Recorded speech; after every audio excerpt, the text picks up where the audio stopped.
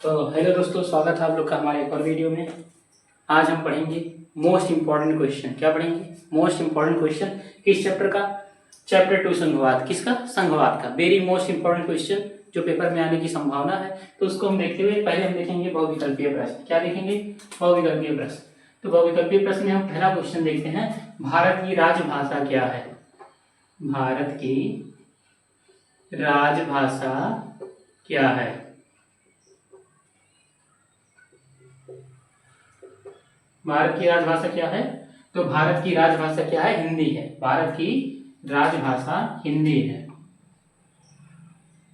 भारत की राजभाषा क्या है? हिंदी। ठीक, आगे बढ़ते हैं, हम देखते हैं अगला क्वेश्चन। भारतीय संघीय व्यवस्था की सफलता का अधिकारी कौन है? भारतीय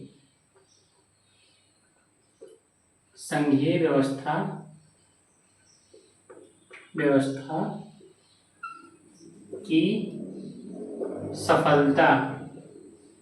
सफलता का अधिकारी कौन है?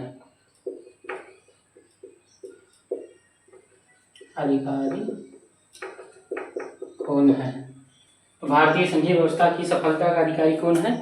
तो भारत का लोकतंत्र क्या है? लोकतांत्रिक व्यवस्था। भारत का लोकतांत्रिक व्यवस्था। भारत का लोकतांत्रिक व्यवस्था। अगला देखते हैं क्वेश्चन नंबर तीसरा। क्वेश्चन नंबर जो तीसरा हमारा है, चंडीगढ़ या लक्षद्वीप राजधानी दिल्ली को क्यों कहा जाता है? या कहा जाए चंडीगढ़ या लक्षद्वीप राजधानी जैसे क्षेत्रों को राजधानी जैसे जो क्षेत्र हैं वो दिल्ली को क्यों कहा जाता है? चंडीगढ़ या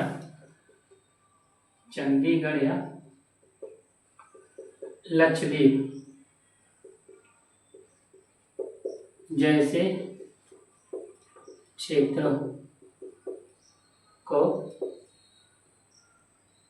चंडीगढ़ या लक्षद्वीप राजधानी जैसे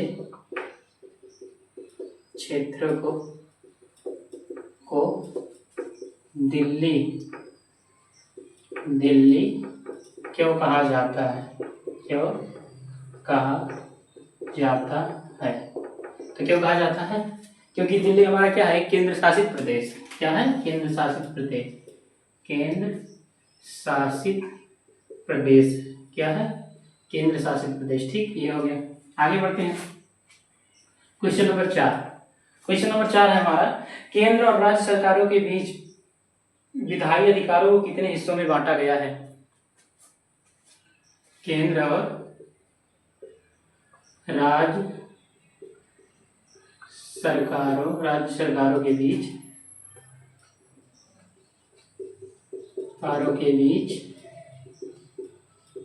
विधायी हिस्सों को कितने भागों में बांटा गया है? कितने भागों में बांटा गया है? तो कितने हिस्सों में बांटा गया है? तो अभी हम देखते हैं जब कितने हिस्सों में बांटा गया, तो 3 हिस्सों में। कितने? 3 हिस्सों में। ठीक, ऑप्शन हमारा 3 सही। एक और क्वेश्चन देखते हैं, क्वेश्चन नंबर 5वां है। पहले 5वां देखते हैं। ठीक, तो क्वेश्चन नंबर जो 5वां हमारा है, भारतीय संविधान में मौलिक रूप से कितने स्तर की शासन प्रणाली की व्यवस्था की गई है? भारतीय संविधान में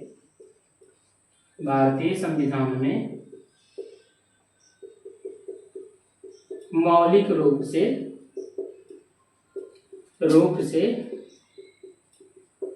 कितने शासन प्रणाली की व्यवस्था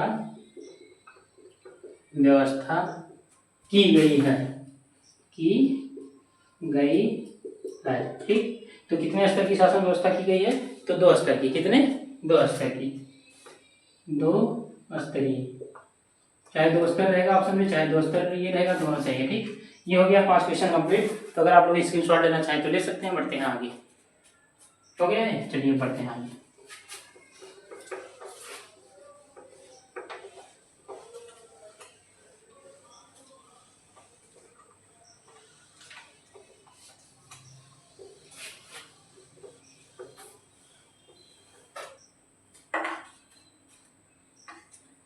क्वेश्चन नंबर जो 6वां है हमारा वो क्या है? राजनीति में महिलाओं के प्रतिनिधित्व ने हमारे लोकतंत्र को क्या किया है? राजनीति में महिलाओं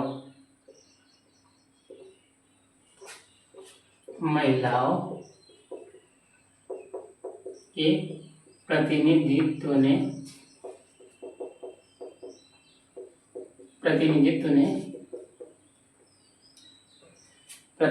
ने हमारे लोकतंत्र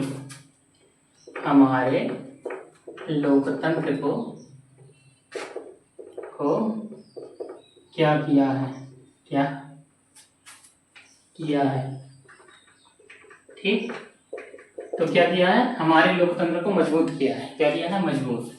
ऑप्शन हमारा मजबूत रहेगा, ध्यान रखिएगा, ऑप्शन मजबूत किया है। ठीक, ये रहेगा उसमें। तो अगला हम देखते हैं क्वेश्चन नंबर 7वां हमारा जो है 7वां है, पोखरण भारत के किस प्रांत के अंतर्गत आता है? पोखरण भारत के किस प्रांत के अंतर्गत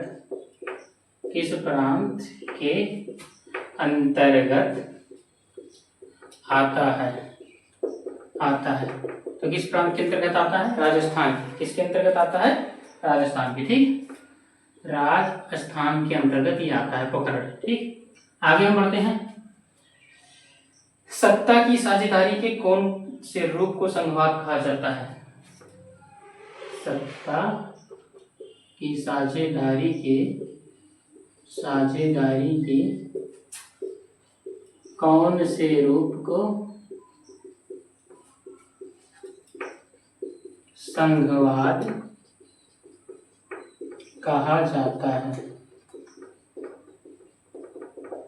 कहा जाता है? तो कौन से रूप को संघवाद कहा जाता है? तो ऊर्ध्वाधर वितरण को, ये बताया गया था आप लोग को, ऊर्ध्वाधर वितरण को कहा गया था कि ऊर्ध्वाधर वितरण पढ़ना है संघवाद में। ठीक, वही है ऊर्ध्वाधर वितरण को। अगला हम देखते हैं क्वेश्चन नंबर 9। क्वेश्चन नंबर 9 है हमारा, निम्नलिखित में से किस देश में संघीय राजनीतिक व्यवस्था नहीं है? निम्नलिखित में से किस देश में संघीय व्यवस्था नहीं है? तो अगर देखा जाए तो चीन में नहीं है। किस में नहीं है? चीन। क्यों? क्योंकि वहां एक ही पार्टी, क्या है? एक ही पार्टी, वही चुनाव लड़ती है, वही बार बार जीत के आ जाती है, ध्यान रखिएगा। ठीक, अगला जो है, ग्रामीण स्तर से संचालित प्रशासन को क्या कहते हैं? ग्रामीण स्तर पर संचालित प्रशासन को क्या कहते हैं? तो यहाँ ग्रामीण स्तर पर संचालित प्रशासन को क्या कहते हैं? पंचायत कहते हैं। ठीक, ये हमारा टॉप 10 क्वेश्चन कंप्लीट हुआ। अगर आप लोग स्क्रीनशॉट लेना चाहें तो हट रहे हैं, थोड़ा सा आप स्क्रीनशॉट ले लीजिए।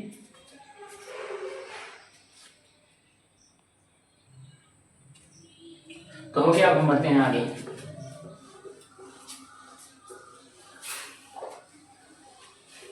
अब हम देखेंगे लघु उत्तरीय प्रश्न। क्या देखेंगे? लघु उत्तरीय प्रश्न कुछ देख लेते हैं। टॉप कौन सा? लघु उत्तरीय प्रश्न। ठीक, अब इसको देखते हैं लघु उत्तरीय प्रश्न को। क्वेश्चन नंबर पहला हमारा है, क्वेश्चन नंबर पहला है, पंचायती राज व्यवस्था पर टिप्पणी लिखिए। पंचायती राज व्यवस्था पर टिप्पणी लिखिए। पंचायती राज व्यवस्था पर क्या लिखना है? टिप्पणी। दूसरा देखते हैं क्वेश्चन नंबर दूसरा है, सरकार के तृतीय स्तर की विशेषताएं बताइए। सरकार के तृतीय स्तर की विशेषताएं बताइए।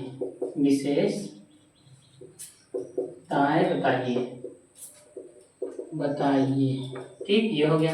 अगला देखते हैं क्वेश्चन नंबर तीसरा है, देश में स्थानीय सरकारों के महत्व का वर्णन कीजिए।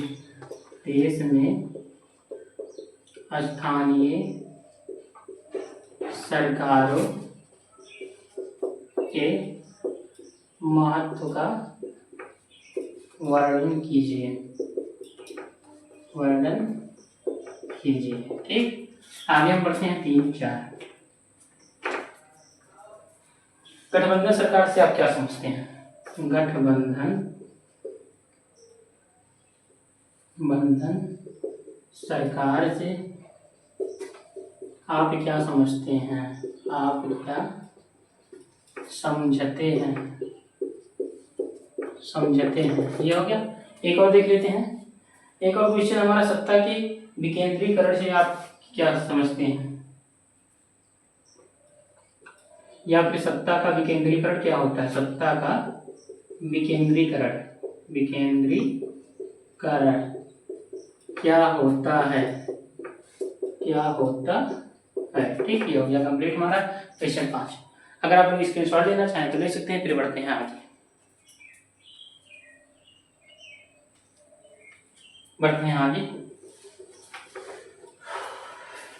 हाँ, ये ध्यान रखिएगा, इसका आंसर इसलिए नहीं दिया जा रहा कि वीडियो बहुत लॉन्ग हो जाएगा। अगर आप लोग को इसका आंसर चाहिए तो नीचे दिए गए व्हाट्सएप नंबर पर मैसेज करिएगा, आप लोग को पीडीएफ प्रोवाइड कर दिया जाएगा। ठीक, तो हम देखते हैं दीर्घ उत्तरीय प्रश्न। क्या देखते हैं? दीर्घ उत्तरीय प्रश्न। ठीक, ये हो गया। अगर देखें दीर्घ उत्तरीय प्रश्न में हम पहला क्वेश्चन देखते हैं। 4 क्वेश्चन देखेंगे मोस्ट इंपॉर्टेंट। ठीक, 4 क्वेश्चन में पहला देखते हैं, केंद्र और राज्य सरकार के बीच विधायी अधिकारों को निर्धारित करने वाली सूचियों का वर्णन कीजिए। केंद्र और राज्य सरकारों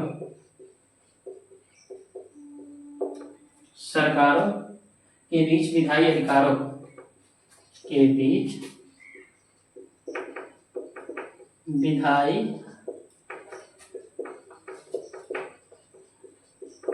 अधिकारों को निर्धारित करने वाली सूचियों का वर्णन कीजिए। विधायी अधिकारों को निर्धारित करने वाली सूचियों का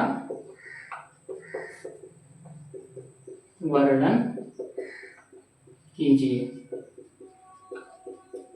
ठीक, पहला क्वेश्चन हो गया। दूसरा देखते हैं इंपॉर्टेंट में। दूसरा क्वेश्चन हमारा, संघवाद क्या है? संघीय शासन व्यवस्था की प्रमुख विशेषताओं का वर्णन कीजिए। संघवाद क्या है?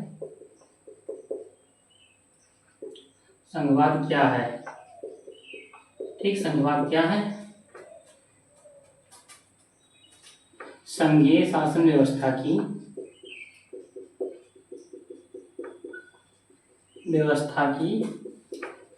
प्रमुख विशेषताओं का वर्णन कीजिए।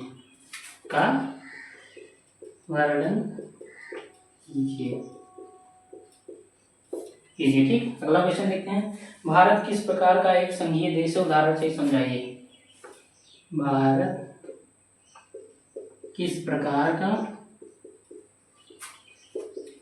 संघीय देश है? उदाहरण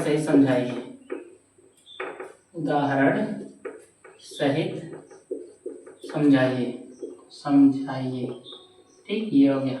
आगे बढ़ते हैं, एक और लिख लेते हैं, उसके बाद समाप्त किया जाता है।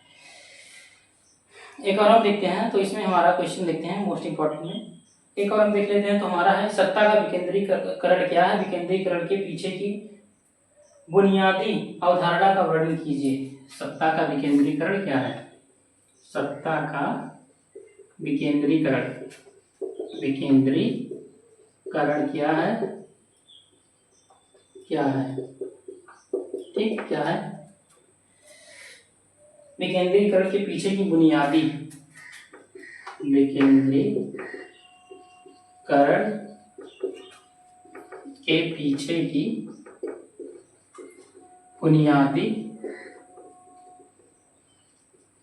अवधारणा का वर्णन कीजिए।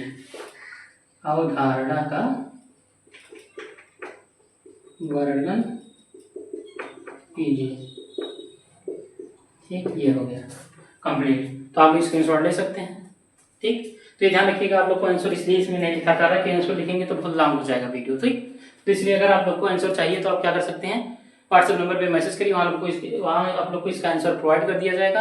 और ध्यान से सुनिए, वीडियो को लाइक और सब्सक्राइब जरूर करिए। ठीक, चैनल को सब्सक्राइब करिए, वीडियो को लाइक करिए और शेयर तो जरूर करिए कि जिससे और लोगों को भी फायदा मिलता रहे। और ध्यान रखिए, आप लोग ग्रुप में जुड़ जाएंगे तो आप लोग को हर नोट्स मिलता रहेगा। ठीक, फिर मिलते हैं नेक्स्ट वीडियो में।